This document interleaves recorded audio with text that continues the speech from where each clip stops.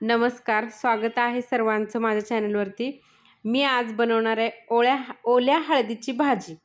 पिवळी धम्मक अशा रंगाची सगळ्यांना आवडणारी आणि झटपट होणारी हळदीची भाजी। चला तर व्हिडिओला सुरुवात करूया। हे मी मंडईतून अर्धा किलो ओली हळद घेऊन आले होते। आता मस्त फ्रेश मार्केटमध्ये हळद येते बघा, ती स्वच्छ धुवून वरचे सालं काढून खिसून घेतली होती। हे 1 वाटी हळद खिसून झालेले। त्याच्यासाठी लागणारे साहित्य थोडंसं दही, बारीक चिरलेला कांदा, वाटाणे आणि हे बघा मसाले कोणकोणते आहेत ते बघूया। हे घरी बनवलेले सर्व मसाले, गरम मसाला, धना पावडर आणि जिरे आणि थोडीशी ही दालचिनी पावडर आहे आणि 2 ते 3 मिरे आणि लवंगा आहेत आणि 1 तमालपत्र घेतलेला आहे आणि त्याच्यासाठी ना हिरवी मिरची, अद्रक, लसूण पण वाटून घेतलेला आहे। 2 ते 3 चमचे घेतलेले आहेत मोठे। आता आपण भाजी बनवायला सुरुवात करूया। आता हे बघा, गॅसवरती मी कढई तापायला ठेवलेली आहे। कढई तापली, त्याच्यामध्ये अर्धी मोठी पळी तूप टाकून घेतलेलं आहे मी। जे 1 मोठी वाटी तूप लागणार होतं ते मी बाजूलाच काढून ठेवले। आता हे बघा, तूप गरम झालेलं आहे। आपण जी खिसून हळद घेतलेली आहे ती हळद आता ह्या तुपामध्ये टाकून चांगली आपण भाजून घ्यायची। म्हणजे एक 3 ते 4 मिनटं किंवा 5 मिनटं अशी हळद चांगली भाजून घ्यायची आपण। म्हणजे हळद का भाजून घ्यायची, तर हळद कच्ची आहे, ही ओली हळद आहे, त्याच्यामुळं हे हळदीतला पूर्ण कच्चेपणा निघून जातो। म्हणून ही तुपामध्ये आपण चांगली परतून घ्यायची ही हळद चांगली। बघा किती पिवळी धम्मक हळद दिसते। हळद म्हणून तर म्हटले, आपल्याकडे एक मराठीत म्हण आहे बघा, पी हळद आणि हो गोरी। हळद खरंच आपल्या सगळ्यांच्या शरीरासाठी खूप चांगले आहे। भरपूर प्रमाणात हळदीमध्ये आयर्न आणि कॅल्शियम आहे। हळदीमुळं आपला रंग पण उजळतो आणि अँटीबायोटिकचं पण काम करते हळद। हे मी भाजायला हळद बाजूला ठेवले आणि दुसरी कढई गॅसवरती ठेवली। त्याच्यामध्ये घेतलेले 1 वाटी तूप टाकले आणि जो खडा मसाला घेतला होता ते टाकलाय तुपामध्ये आणि बारीक चिरलेला कांदा। हे आता चांगलं आपण परतून घ्यायचं।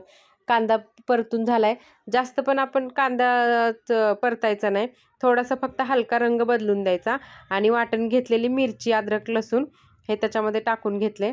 आता हे बघा, जे हळद भाजायला ठेवली तुपामध्ये ती पण चांगली भाजून झालेली आहे। आता हे आपला मसाला वगैरे घेतलेला गरम तो टाकून घ्यायचा। तुमच्या आवडीप्रमाणे तुम्ही तिखट कमी जास्त करू शकता। तसं हळदीची भाजी हे काही तिखट नाही जास्त, कारण थोडंसंच वाटण घेतलेलं आहे मी हिरव्या मिरचीचं आणि त्या थोडंसं 1 चमचा मी लाल तिखट पण त्याच्यामध्ये वापरलं आहे आणि हे घेतलेले वाटाणे टाकलेले आहेत मी। ओल्या हळदीची भाजी ही राजस्थानची डिश आहे। आपल्याकडे महाराष्ट्रात पण ह्या दिवसात ओली हळद भरपूर प्रमाणात मिळते मार्केटमध्ये।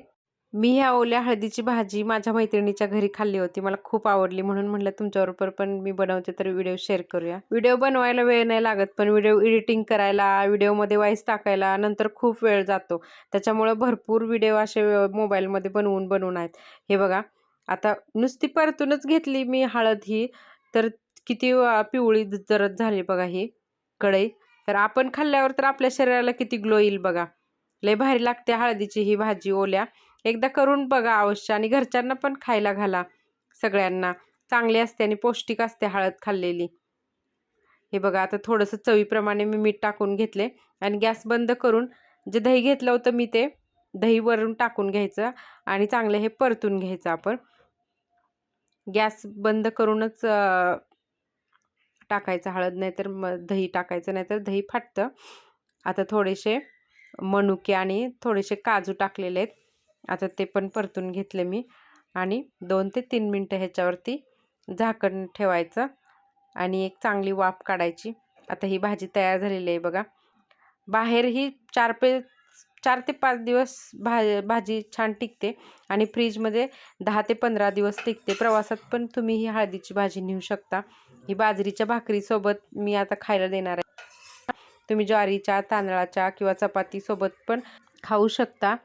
हे बघा, माझी भाजी पूर्ण बनवून झालेली आहे आणि मी आता टेस्ट बघणार आहे आणि घरच्यांना पण देणार आहे। हे बघा, बोट तर कशी पिवळी धमक झालेली, बोटच एवढी पिवळी धमक झाले, तर भाजी खाल्ल्यावर तर आपलं शरीर किती छान आतून ग्लो करेल। मंडळी, माझा व्हिडिओ आवडल्यास व्हिडिओला लाईक करा. चॅनलवर जर नवीन असेल तर चॅनलला नक्की सबस्क्राईब केल्याशिवाय पुढे जाऊ नका. आणि माझा व्हिडिओ पूर्ण पाहिल्याबद्दल थँक्यू. व्हिडिओ आवडल्यास लाईक शेअर नक्की करा हां.